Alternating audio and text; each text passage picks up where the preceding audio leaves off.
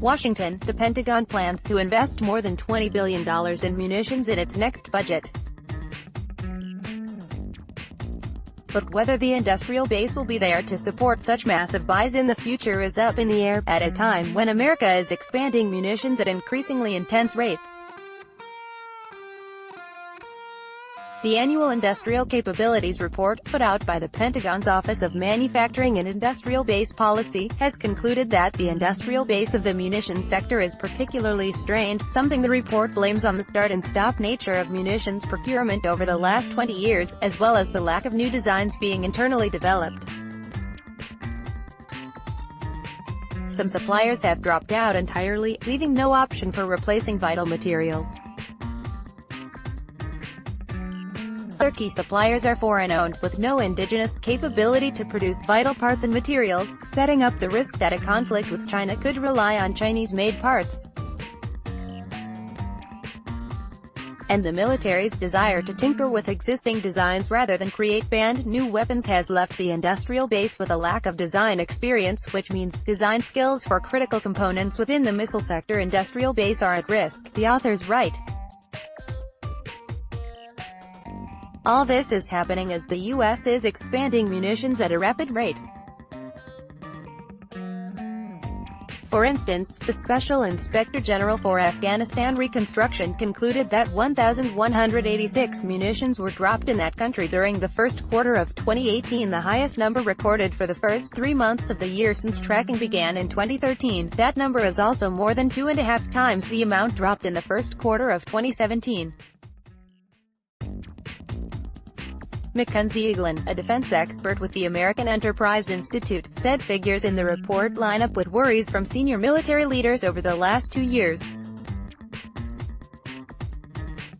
This report puts a bunch of solid facts and figures, and real companies and impact, behind the anecdotal concerns of leadership, Eaglin said, who added that the overall facts show munitions production is then at risk.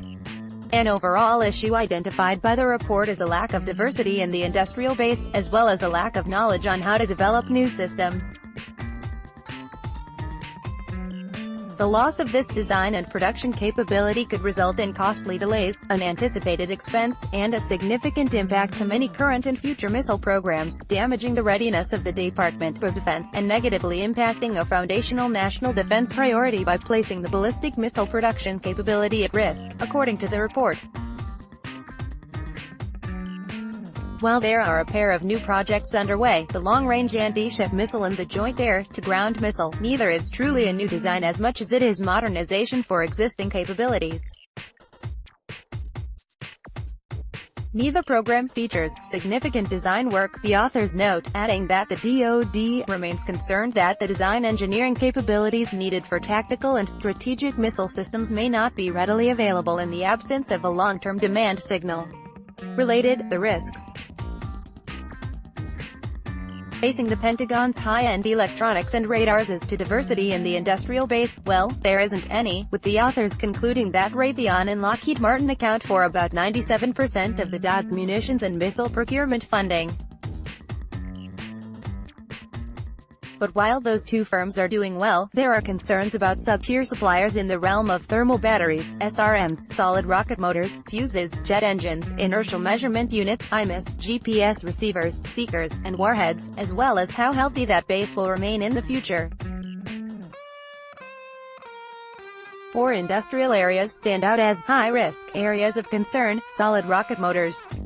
A military-only technology, SRMs are basically split between orbital ATK and aerojet rocket. However, orbital is set to take on a broader section of this production, essentially leaving the U.S.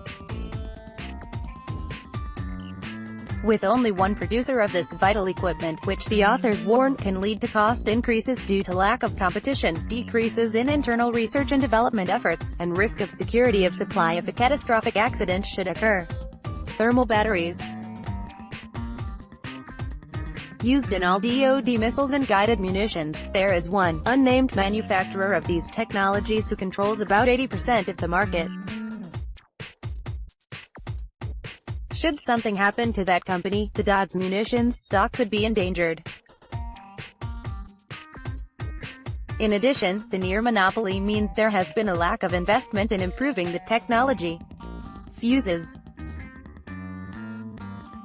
used on all munitions. There is actually an excess of fuse capacity in the industrial base, due in part to improvements in other areas making the fuse less important. Excess capacity limits manufacturers from being cost competitive and limits investment in improvements to fuse technologies, including sustaining a viable design engineering cadre, the authors write. Small turbine engines.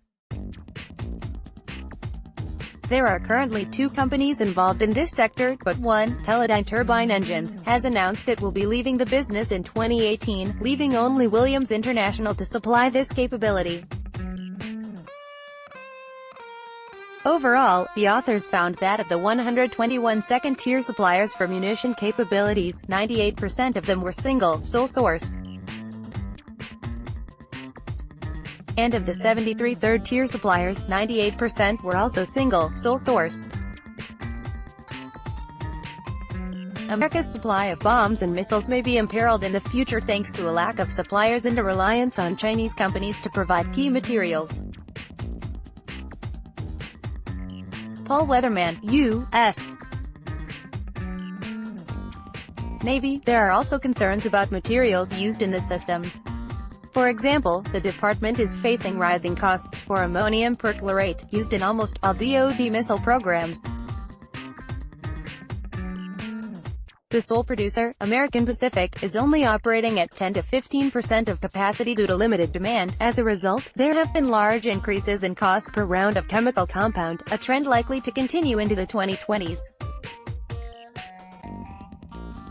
Another example, dechlorane plus 25, a component in the insulation of weapons. There is no domestic supplier for this material. The sole source is Occidental Chemical in Belgium, the authors write. Even more concerning is that the precursor to make dechlorane came from China. The Chinese source can no longer produce that precursor, and so there is now no source for dechlorane in the world. And the sole producer of dimeryl diisocyanate, a key propellant ingredient used in systems like the AIM-9X and AMRAAM missiles, has informed the Pentagon it will be leaving the business shortly, leaving the DoD with no qualified source of the material. The Pentagon is left to scramble to find potential replacements for these materials, which the authors optimistically conclude could be the beginning of what could serve as a model for mitigating material obsolescence in the future. But Eaglin thinks the issue of foreign suppliers needs to be dealt with quickly, or risk getting out of hand. It's worrisome enough for a capability that is essential in hostilities that policymakers will likely want to start considering special protections and/or subsidies when needed, she said. I'm not sure the bell can be unrung in the case of Chinese suppliers. We may be too far down the path to resurrect an authentic munitions industrial base. So then the question becomes, now what? Click here to read the full report.